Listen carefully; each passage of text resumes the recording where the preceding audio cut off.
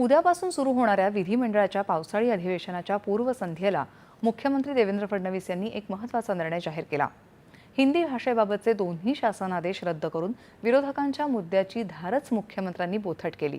त्यामुळे विरोधकांचा येत्या 5 तारखेचा मोर्चा आता रद्द झाला आहे. आज मुख्यमंत्र्यांनी दोन्ही उपमुख्यमंत्र्यांसह पत्रकार परिषद घेऊन या मुद्द्यावर सविस्तर भाष्य केलं. राज्यातील शाळांमध्ये त्रिभाषा सूत्र लागू करण्यासंदर्भात ज्येष्ठ अर्थतज्ञ डॉक्टर नरेंद्र जाधव यांच्या अध्यक्षतेखालील समितीची घोषणा आणि या समितीनं केलेल्या शिफारशीनुसार पुढील निर्णय घेण्यात येईल, अशी माहिती मुख्यमंत्र्यांनी दिली. महायुती सरकारचं धोरण हे मराठी विद्यार्थी केंद्रित असेल, असं मुख्यमंत्र्यांनी स्पष्ट केलं. मंत्रिमंडळाच्या बैठकीमध्ये आम्ही याच्यावर सांगोपांग चर्चा केली आणि आम्ही असा निर्णय केलेला आहे की त्रिभाषा सूत्राच्या संदर्भात ही भाषा कुठल्या वर्गापासून लागू करावी, ती कशा प्रकारे करावी, कुठली करावी, काय मुलांना चॉईस द्यावा, याचा निर्णय करण्याकरता राज्य सरकारच्या वतीनं डॉक्टर नरेंद्र जाधव यांच्या नेतृत्वात एक कमिटी तयार करण्यात येईल. या समितीचा रिपोर्ट आल्यानंतरच त्रिभाषा सूत्र त्या रिपोर्टच्या आधारावर या ठिकाणी लागू केलं जाईल.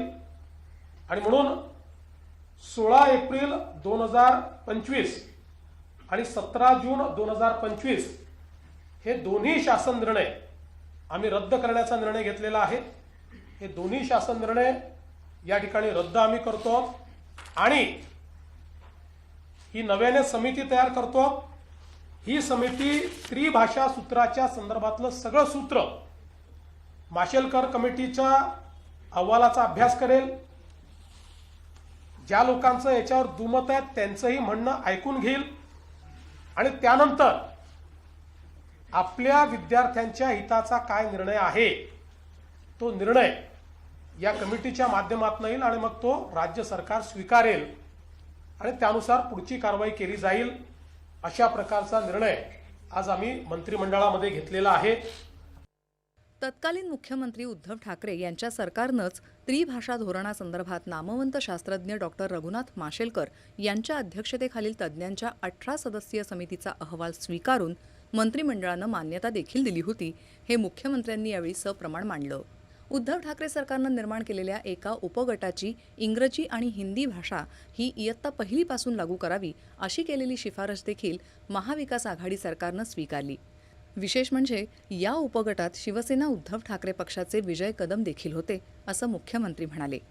या समितीचा अहवाल स्वीकारताना या शिफारसी मान्य नसल्याचं तत्कालीन सरकारनं कुठेही म्हटलं नाही, हे मुख्यमंत्र्यांनी अधोरेखित केलं. उद्धव ठाकरे यांच्या नेतृत्वाखालील मविवा सरकारनंच स्वीकारलेल्या त्रिभाषा सूत्राला आता त्यांचा विरोध का, असा सवाल मुख्यमंत्र्यांनी केला. तथापि आज ज्या प्रकारे नेहमीच्या पद्धतीनं आपणच निर्णय घ्यायचे, बरं या मंत्रिमंडळामध्ये त्यावेळेची संपूर्ण शिवसेना होती, उद्धवजी त्याचे प्रमुख होते, शरद पवार साहेबांची पार्टी पूर्णपणे त्या ठिकाणी होती आणि काँग्रेस पार्टी पण होती. या सगळ्यांनी मिळून याला मान्यता दिली, आम्हीच नव्हतो. पण ठीक आहे, आमचा काही त्याला विरोध नाही आहे. पण सगळ्यांनी, कारण माशेलकर साहेबांसारखे, सुखदेव थोरात साहेबांसारखे अभ्यासक ज्यावेळेस एखादा रिपोर्ट देत आहेत आणि तो जर स्वीकारला होता तर चूक काय आहे. पण नेहमीच्या पद्धतीनं सत्तेत असलं की वेगळं बोलायचं, सत्तेतनं बाहेर आलं की वेगळं बोलायचं, सत्तेत असलं की रिफायनरीला विरोध करायचा, सत्तेच्या बाहेर असलं की रिफायनरीला विरोध करायचा, पुन्हा सत्तेत आलं की पत्र पाठवायचं केंद्र सरकारला, आमच्याकडे रिफायनरी करा. ही जी पद्धत आहे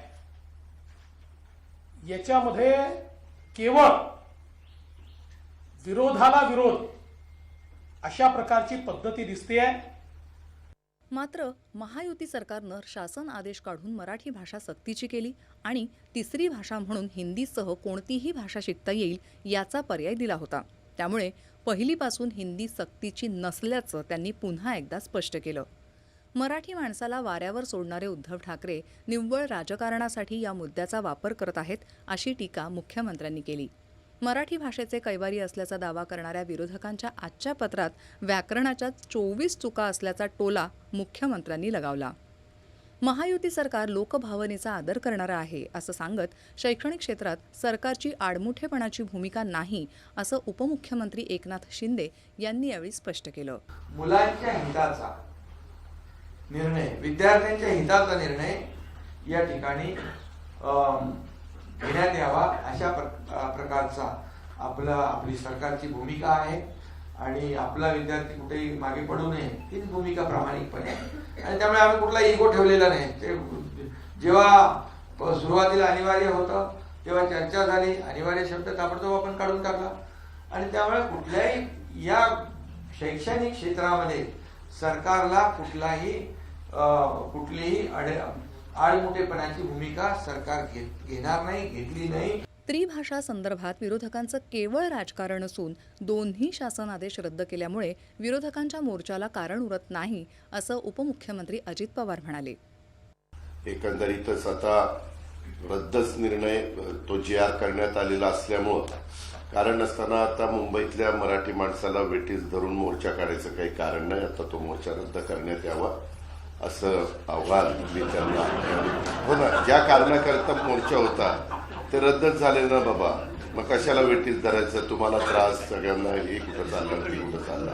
शिवसेना उद्धव ठाकरे पक्षाचे खासदार संजय राऊत यांनी मुख्यमंत्री फडणवीस यांनी घेतलेल्या निर्णयाचं स्वागत केलं आहे.